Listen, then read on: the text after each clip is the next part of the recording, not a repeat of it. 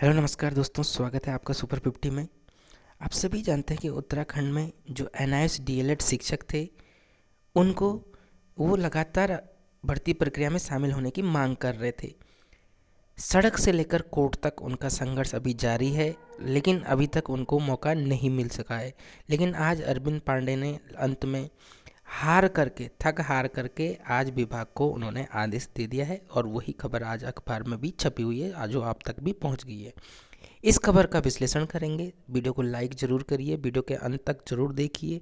इस वीडियो में पूरी खबर का विश्लेषण करेंगे, साथ में जानेंगे कि कितना झूठ विभाग बोल रहा है और कितना झूठ अरविंद पांडे शिक्षा मंत्री जी बोल रहे हैं, और किस तरह से कोर्ट को गुमराह किया जा रहा है। तो साथ में मैं आपको बता दूं कि अब जो नई भर्ती होगी उसी में एनआईएस को मौका मिल सकेगा, तो ये अब लगभग पूरी तरह से तय हो चुका है।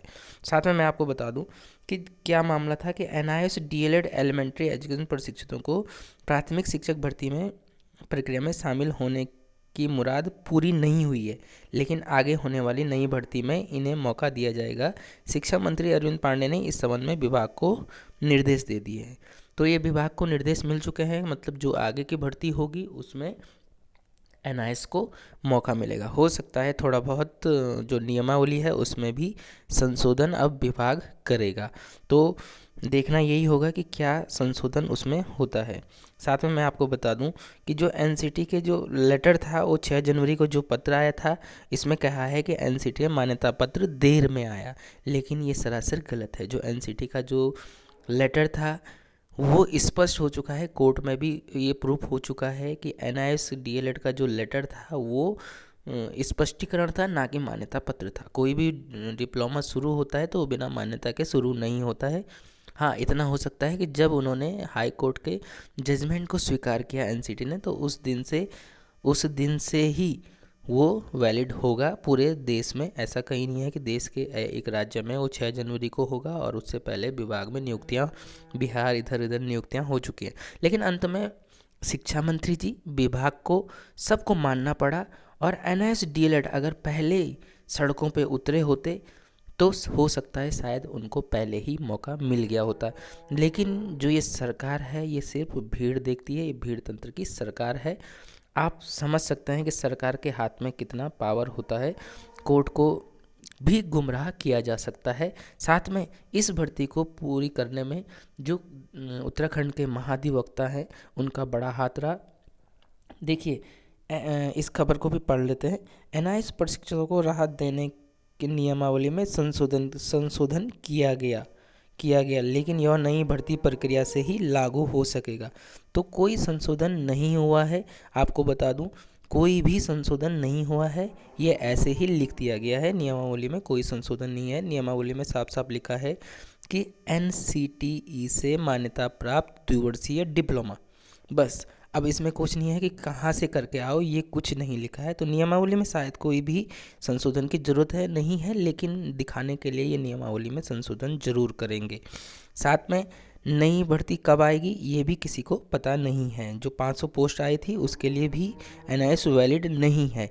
साथ में मैं आपको बता दूं कि शासन के संबंध विभाग महाधिवक्ता ने मशविरा किया। ये देखिए, ये बड़ी बात है, ये बड़ा पॉइंट है। प्राथमिक शिक्षकों की भर्ती प्रक्रिया में बीते सितंबर माह में रोक लगाने के बाद शासन ने इस संबंध में न्याय विभाग के और महाधिवक्ता से मशविरा किया।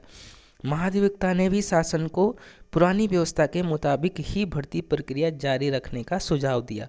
तो महाधिवक्ता, आपको पता है कि जो सबसे कानूनी सलाहकार होता है, जो राज्य का सबसे बड़ा सलाहकार होता है, जिसको कि कहीं पे भी कार्यवाही जो कोर्ट की कार्यवाही थी उसमें प्रतिभाग वो कर सकता है, वो अपनी बात रख सकता है।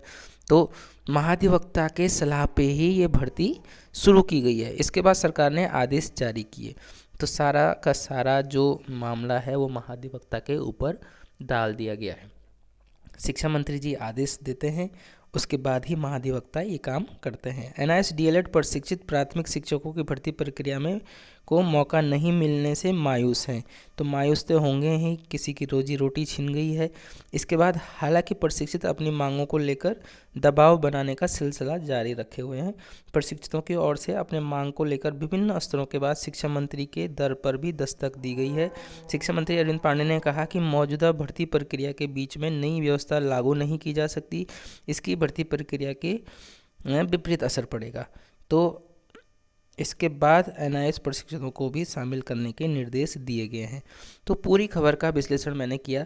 आप समझ सकते हैं कि जो एनसीटी का 6 जनवरी का जो लेटर था, जिसको कि वो कह रहे हैं कि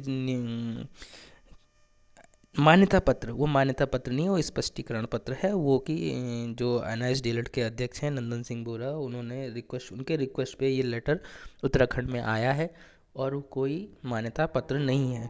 लेकिन फिर भी इनको भर्ती से बाहर करना था, वो कर चुके हैं। एनआईएस डीएलएड को भर्ती से बाहर कर चुके हैं। कोर्ट में अभी एक 16 जो दिसंबर है डेट लगी हुई है, 6 दिसंबर की डेट लगी हुई है।